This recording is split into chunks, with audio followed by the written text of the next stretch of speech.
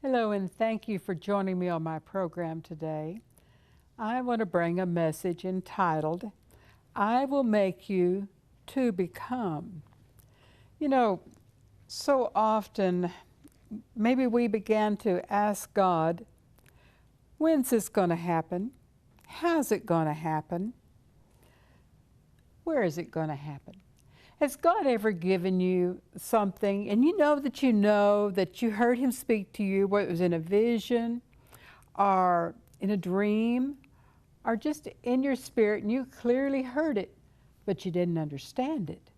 But you received it knowing it was from God and that it was most likely for a time down the road, but you didn't know when. Have you ever felt guilty almost asking God, when's it going to be? How's it going to happen? Where? Well, guess what?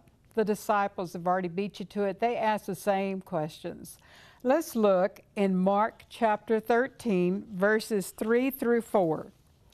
Now, as he sat on the Mount of Olives opposite the temple, Peter, James, John, and Andrew, his disciples, asked him privately, tell us, when will these things be?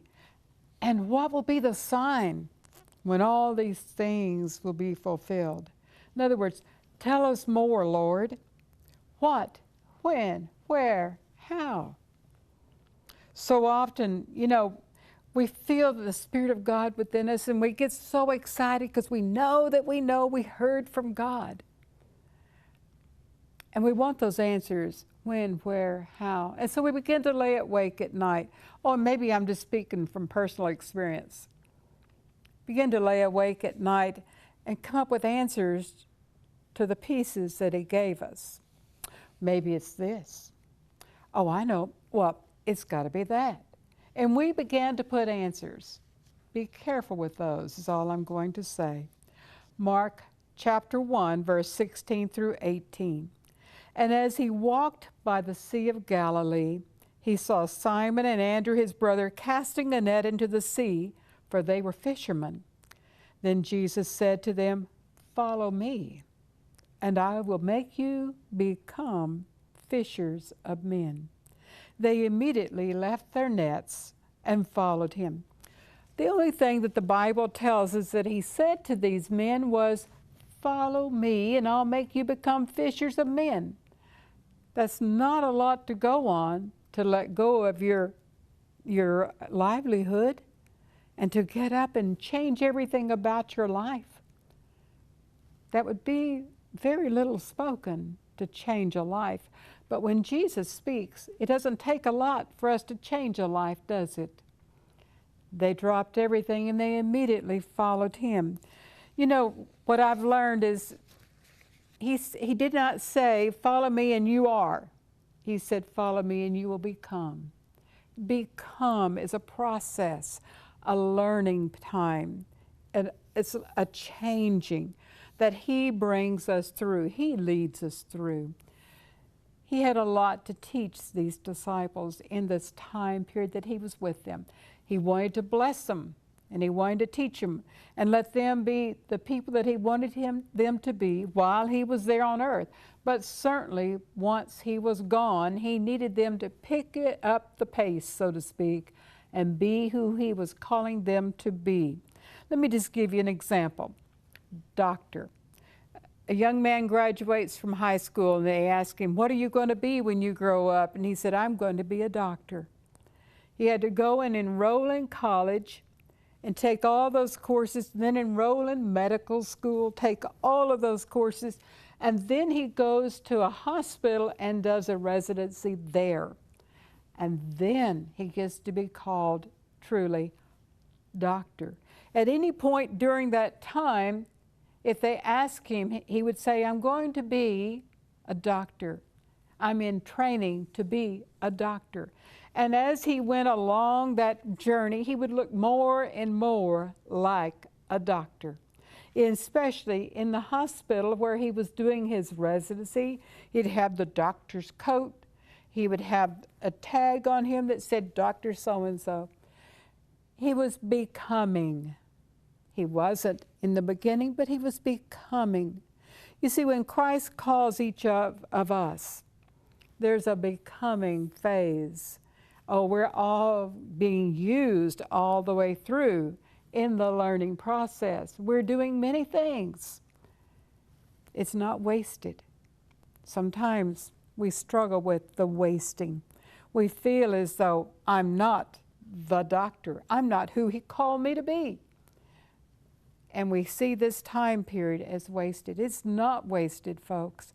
Every step of the journey, he's pouring into you, and he expects you to be pouring out to wherever he has placed you in this time.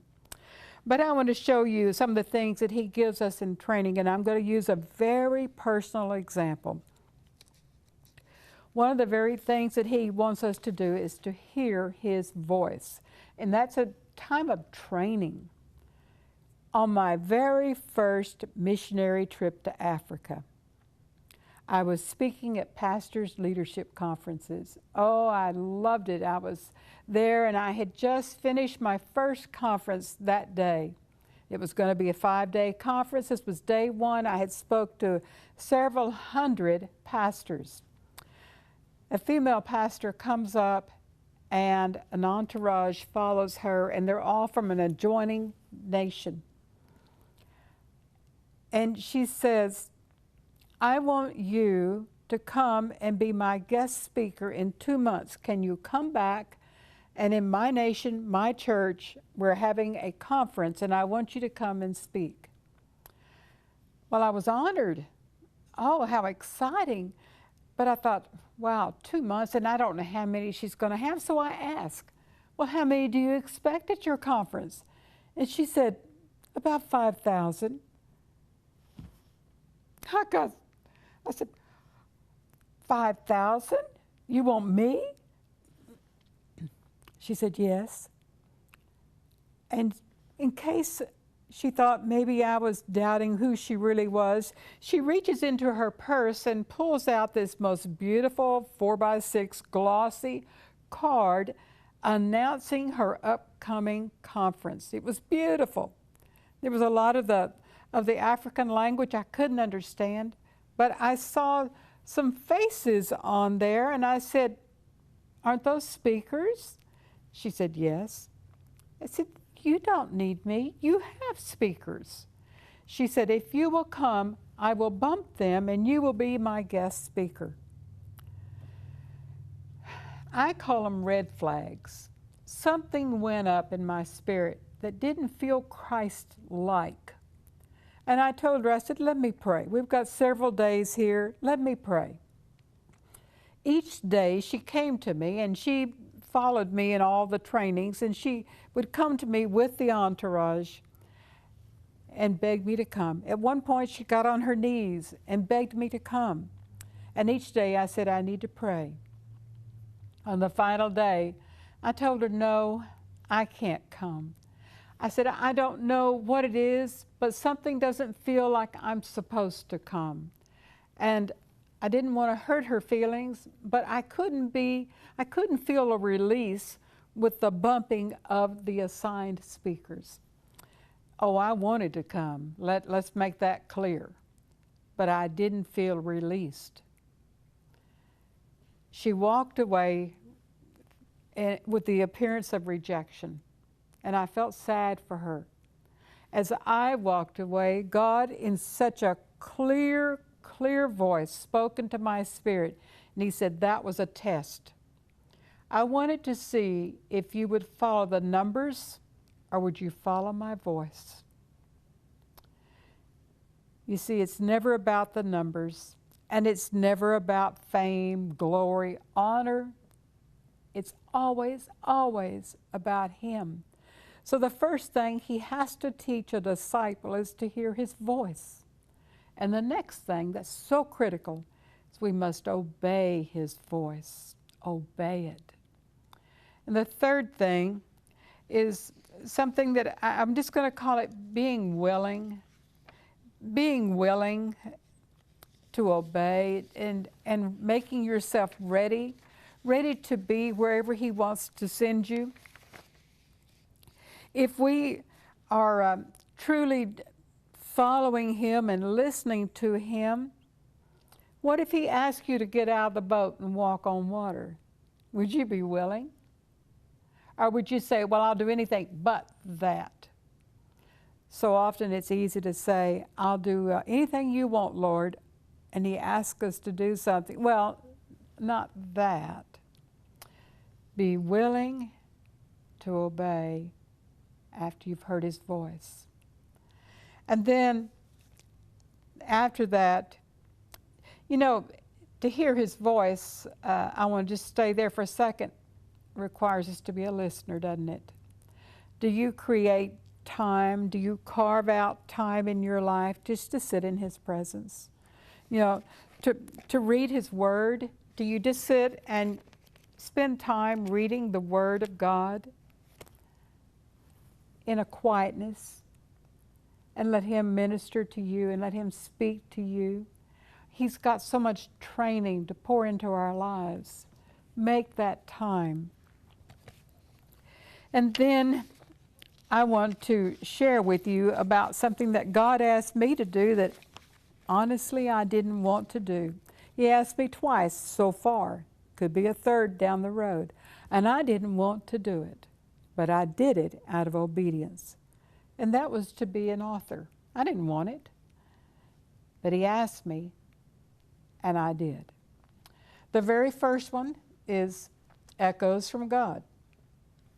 I wrote that book, and in that time period, I didn't know it, what God had planned for it, but 6,000 of these have been gifted to Kenya and Uganda, to pastors for their own training. It's used here in the U.S. for new converts, but there it had a different purpose. I didn't know that. I was just obedient. Then there's another one that I just finished. It's called The Long, Long Night, The Story of Destiny. It's on the study of Esther. You know, each one of us, when God asks us to do something, maybe it is for such a time as this. Maybe this is your time that He's carved out for a special training that He's bringing you through just to hear His voice. Is it about the numbers? Is it about fame? Or is it about obeying His voice and doing exactly what He tells you to do? Oh, I pray that every one of you under the sound of my voice today, you'd say, forget the numbers. Oh, I want them, but forget the numbers. It's really about going wherever God sends us. Will you do that today? Here I am, Lord. I'll go where you want me to. Be blessed this day as you obey Him. Thanks. We hope you've enjoyed Fresh Manna for Today with Evangelist D. Levens. For more from D, read The Long, Long Night, The Story of Destiny, and Echoes from God, a Christian study book for growing deep and strong in the faith. Connect with D and purchase her books at dlevens.com.